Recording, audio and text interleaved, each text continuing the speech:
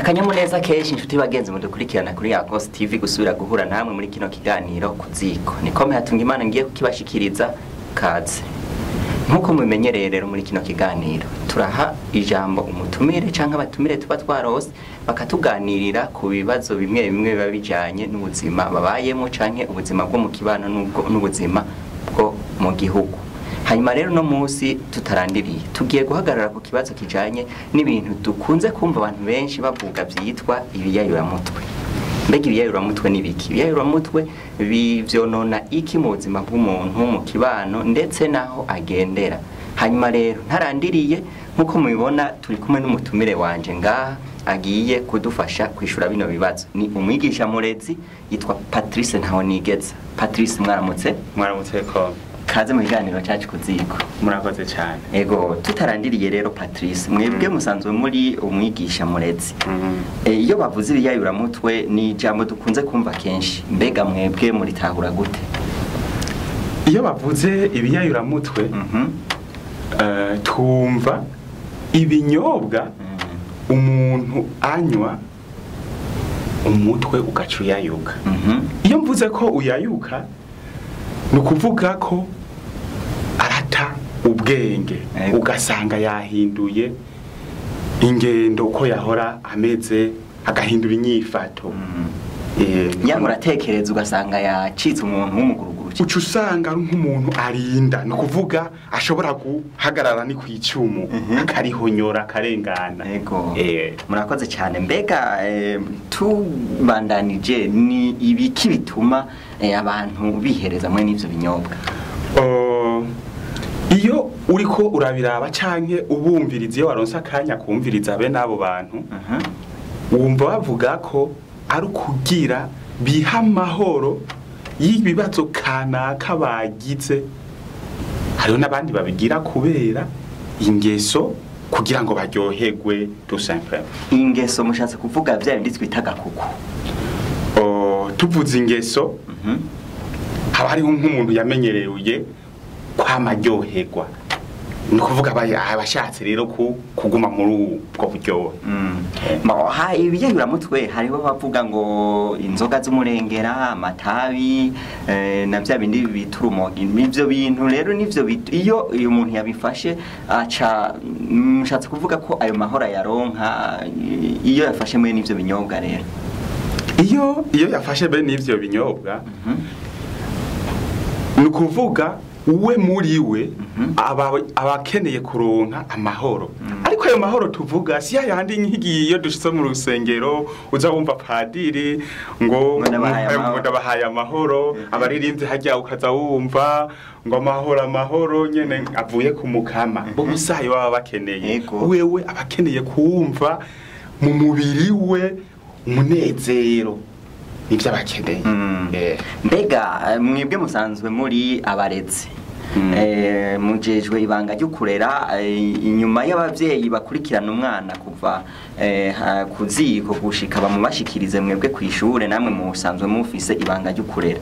Ariko no musi tugiye kumviriza kenshi ugwaruka rw'abanyeshure baratungwa gatoki cyane kubijanye no kunwa ibiyayuramutwe.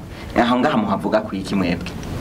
Neza na neza ugwaruka natwe turabizi yuko batungwa agatoke cyane kandi nivyo kubera ico maze kubona kenshi kugira ngo umuntu aje mu marigara gufata ibiyayuramutwe bajayo bakiri muri ya myaka twita ya adolescence. Ya myaka umuntu abashusha umwana batanguye kumva inguvu neza rero baca babitangurira hajya ugasanga bagumye baduga bakura ugasanga hari habo bigoye guheba barinze mbere banasaza babifata bihereza ibiyayuramutwe. Rero mbega none abanyeshure kwihereza ibiyayuramutwe hari ico nka wewe usanzwe kurikirana wovuga ko babifata kugira bibamarira iki ko akazi kabo kanini yabari kwiga? Ni bya bindi nakubwira ashobora kuba abona umenga kwiga vyoba bimubabaza bitamuryohera akaba akeneye kumva yoryoherwa. Hariho n'abandi hari uwo nigeze kuganiriza ambwira ati aha nagafashe ndiga neza bikanyaruka bikaja mu mutwe neza. Mbega aho nyene uko hari abavuga ati iyo mfashikaye kabisa nakihereje biraza neza. Ivyo bintu mwebwe nk'abarezi abanyeshure muraza muracisha mu mukabereka ko ingaruka mbi zotumwa nukunwe ivyo bintu kandi mu mwanya baba bari kw'ishure.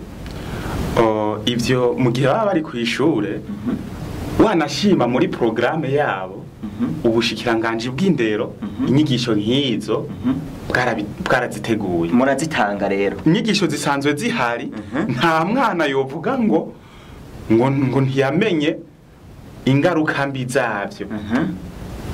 Kandi byinshi biga ni ingaruka mbi nta vyiza vy'ibiyayuramutwe twigera tubigisha. Rero ivyo novuga ati barabizi neza, barazi ko ibiyayuramutwe bifise ingaruka mbi mu buzima bwabo.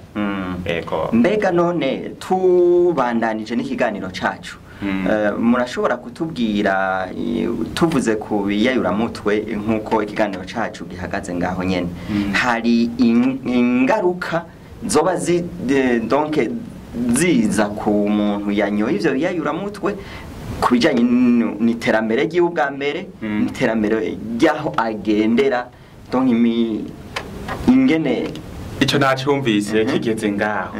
Mu bisanzwe umuntu afata ibiyayuramutwe ingaruka ntiziza kuri we gusa canke mu kibano ahagendera gusa ni ku rwego rw'igihugu turahomba. Biti bigenda gute? Ujya muntu neza na neza afata ibiyayuramutwe wewe mu mutwe iwe nta kindi kintu kiba kimuraje ishinga.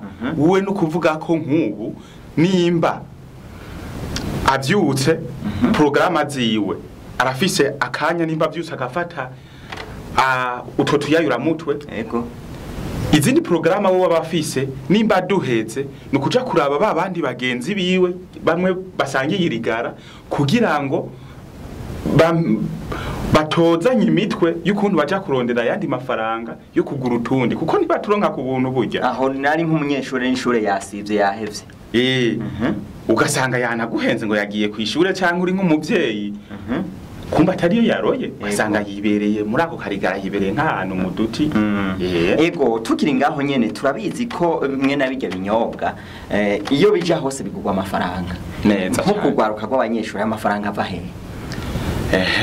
Nico rero nama mvuga burya amafaranga ahantu hava womengo twebwe twoca dutunga gatoki abavyeyi babo bamaraso kuko ujya mwana kugira aronka amafaranga kugira arinde anavyinjiramo womenga abavyeyi bobo bategerezwa kumenya iyo ayakura.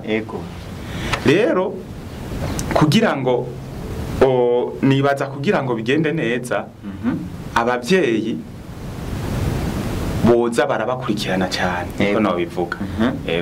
Bakamenya bati kw'ishure kuko hariho n'abanyeshuri bavuga ngo badutumye ngo ibintu ibi nibi kandi batavyo babatumye bikaya laboratoire bikaya laboratoire kugira ngo aronke uducaguka ko canke tout simplement tani ivyo mwigeze mubabwira. Ego tukiri ngaha rero abariko baradukurikirana turiko tuvuga kubijanye no kunwa ibiyayuramutwe cane kugwaruka rw'abanyeshuri nkuko mubibona turi kumwe n'umwigisha murezi asanzwe akurikirana indero y'abanyeshuri ndetse agatanga n'ubumenyi.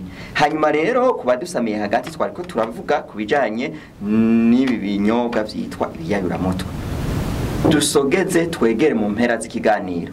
Patrice akamo nakahe bwa mbere ku bavyeyi kuko nibo bazi indero y'umwana mwebwe iwanyu ndahashika mu nyuma ku bavyeyi ja akamo notera abavyeyi bobo umwana batangura indero yiwe akivuka bakamukurikirana gushika bamuhereza abigisha kandi naho nyene niyo bamuhereje abigisha hari undi mwanya munini amarana n'abavyeyi. Nasaba yuko kuri abo bavyeyi boza baratunganya ico no kwita udukorwa kugira ngo umwana abure umwanya wo kuja mu marigara. Ego. Ibikorwa sinshatse kuvuga ngo babarungike kurima, ngo babarungike mu mabiro nkajya abavyeyi basanzwe bakoreramwo.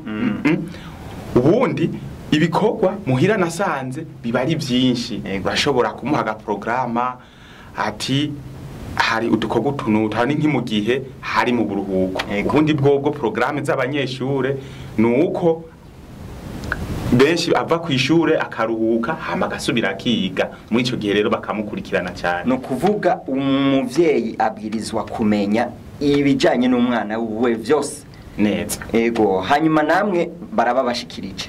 Mwebwe abigisha barababashikirije, namwe baravuye muhira baraje barabashikiriye. Uruhara rwanyu namwe n'uruhe? Twebwe uruhara rwacu umuvyeyi kuko aba yaratanze indero, umwana abazi ikizira, natwe ntitwigera duca ku ruhande, twebwe turavyuhirira tukabereka neza na neza ko ivyo abavyeyi babigishije ari byo. Na wanashima nakubwiye nkikubijanye ni kiganiro turimwo cibiyayura mutwe, ubushikiranganje ivyo bwarabitunganije. Turabibigisha, ariko natwe kubera tuzi dusanzwe tuba hariya mu miryango nyene mu kibano tuba tuzi bajya ukuntu bifata ukuna kuriya, turaza turabasigurira twisunze ivyo tubona hariya mu kibano, kumbure bakabitahura gusumba. Ego, aha niho turangirije kino kiganiro cacu. Twariko turavugana kubijanye n'ibiyanyura mutwe cyane cyane byibonekeza kugwaruka. Mumvise ingene bya twabiganiriye n'umutumire wanje Patrice. Hanyuma Patrice, tugushimire kuba watwitavye muri kino kiganiro. Ndabashimiye namwe ko. Twizere ko nejo canke hirya ejo dusubiye kubikora ko mu garuka ngamuri Argos TV. Ntangorane. Nshuti bagenzi namwe mwariko muradukurikirana, tubikebanure na butaha.